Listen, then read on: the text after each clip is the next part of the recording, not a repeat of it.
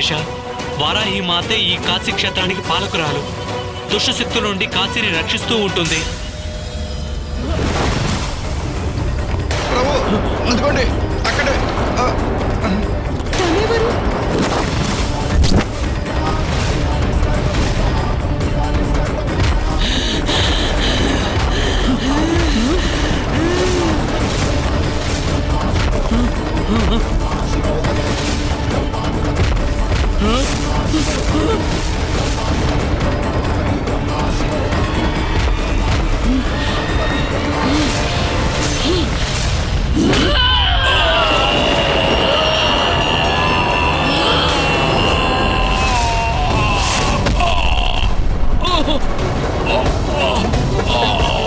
ఇలాంటి పాపులు ఈ పవిత్ర నగరంలో ప్రవేశించకూడదు.